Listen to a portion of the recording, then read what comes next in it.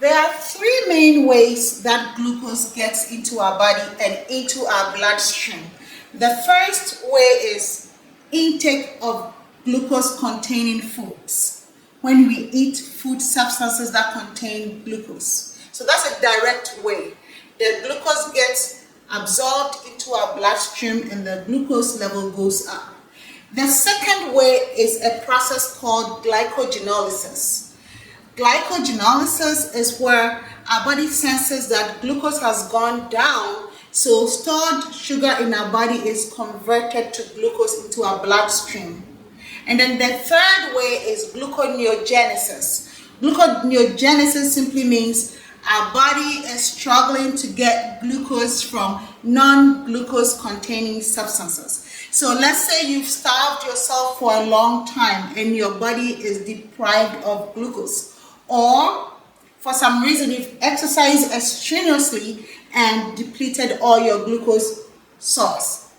The body converts non-glucose containing items like protein and some carbon containing substances in the body to convert them to glucose, because glucose provides a readily available source of energy to your body.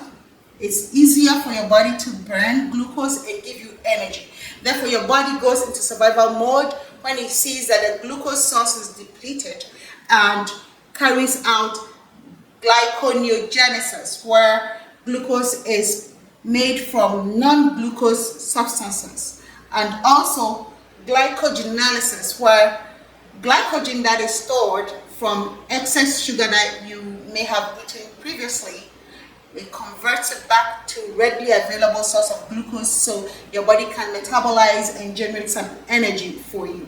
So these are the three main ways we put sugar in our body, right?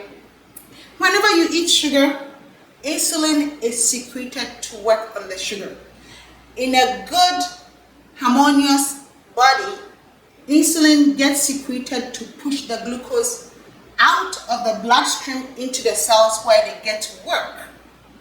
The issue arises when the insulin is not sensitive to the glucose anymore, because you keep introducing sugar into your body untimely.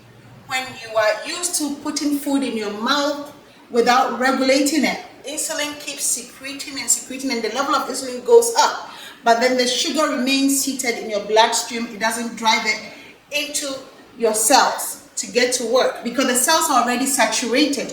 There is nowhere else to push the sugar. When that happens, your body tries to save you by making you pee frequently. The body makes you urinate frequently to get rid of the extra sugar in your body in order to balance it. The body always likes to be in a balance.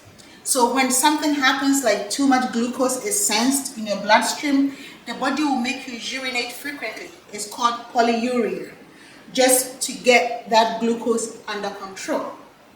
Mind you, as you put food in your mouth, glucose in your mouth, and insulin secretion goes up, some of the food is converted to glycogen to be stored, so that in times of need, that glycogen is broken down to give you sugar.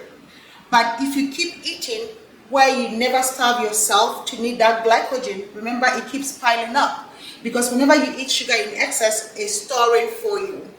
And also, after some of the glycogen is stored in adequate amounts, the excess sugar is converted to fat or triglycerides in your body. That's why if you eat too much sugar, you see that your belly gets bigger and bigger. All the fat is accumulated there. That process happens in your liver, because insulin causes your body to convert the sugar that you've eaten into fat storage, because it's no longer able to push it into the cells to work, where there is no more space. Your cells are saturated with sugar. That is the main reason. So if you have high levels of glucose in your body, they will put you on medications that will force the sugar to be driven into your cells, or some of the medications will force you to pee some more, so you get more sugar out to balance it. If you want low sugar levels in your blood, start eating less sugar, because that is the only sensible way of not putting a lot of stress on your body. The gluconeogenesis that I talked about earlier, the situation where your body converts non-sugar items to sugar when you are starving, you have no control about it. And even if you are starving, your body wouldn't have the time to store that excess sugar. It only happens when your body is deprived of sugar. So that doesn't even count. The second one, which is glycogenolysis, where glycogen is broken down into sugar, that only occurs when your body is starved of sugar and it needs extra source. So first, glycogenolysis will happen where glycogen breaks down into pieces for the body to utilize before gluconeogenesis happens, because we have to deplete the source of stored sugar first, right? Before we look at getting sugar from other non-sugar containing substances. That's how the body works. So if you find yourself with high levels of sugar saturated in your blood, in a case of diabetes mellitus type 2, you need to stop putting sugar in your body. You need to stop putting too much sugar in your body. It will be time for you to regulate your meal intake.